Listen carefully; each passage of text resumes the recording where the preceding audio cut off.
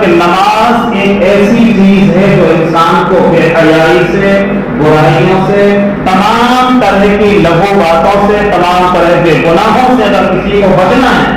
تو اس کے لیے اسے نمازی بننا پڑے گا۔ جب وہ نمازی بن جائے گا تو سارے گناہ دھیرے دھیرے اس کی زندگی سے چھوٹ جائیں گے۔ اللہ کے رسول صلی اللہ علیہ وسلم کے پاس ایک آدمی کا تذکرہ کیا گیا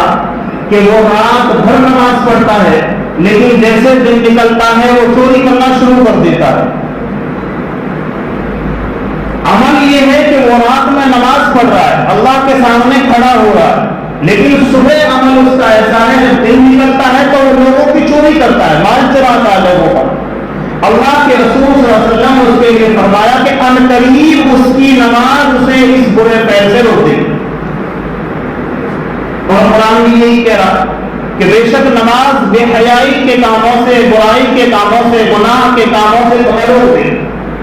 ان الصلاۃ تنہی عن الفحشاء والمنکر کہ نماز ایک ایسی چیز ہے جب تم نمازی بن جاؤ گے تو آہستہ آہستہ تمہاری زندگی سے برائیاں چھوٹ جائیں گی۔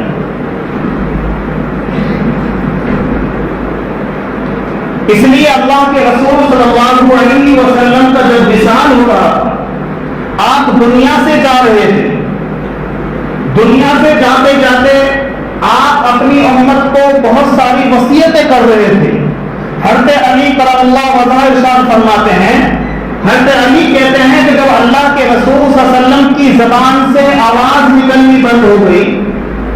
بولنے کی آواز نہیں رہی تھی لیکن آپ کے ہونٹ ہل رہے تھے، آپ کچھ کہنا چاہ رہے تھے، حضرت فرماتے ہیں کہ میں نے اللہ کے رسول کے اپنا کان لگا کر سنا، آخری جو الفاظ اللہ کے رسول صلی اللہ علیہ وسلم کی دنیا میں سے جاتے وقت تھے وہ یہ تھے کہ الصلاۃ الصلاۃ الصلاۃ، اتقوا کہ نماز کے بارے میں اللہ سے ڈرو، نماز کے بارے میں اللہ سے ڈرو، نماز کے بارے میں اللہ سے ڈرو۔ اور جو آخری لفظ جو نکلا تھا وہ تھا کہ اپنے ماتحتوں کے بارے میں بھی اللہ سے ڈرو۔ جو تمہارے یہاں نوکری کرتے ہیں، جو تمہارے یہاں کام کرتے ہیں، جو تمہارے یہاں تمہارے ہاتھ کے نیچے رہتے ہیں، جو تمہارے ماتحت ہیں، ان کے بارے میں بھی، ان کے حقوق کے بارے میں بھی تم اللہ سے ڈرو۔ یہ اللہ کے رسول صلی اللہ علیہ وسلم کے دنیا سے جاتے وقت کا آخری کلمہ ہے جس کو اللہ کے رسول کہتے گئے، یعنی جو کمزور لوگ ہیں، جو تمہارے ماتحتی میں کام کرتے ہیں، تمہارے یہاں وہ نوکر چاکر ہیں، ان کے بارے میں تم اللہ سے ڈرتے رہنا کہ ان کے حقوق کو ادا کرتے رہنا۔ نماز اور حقوق دو ایسی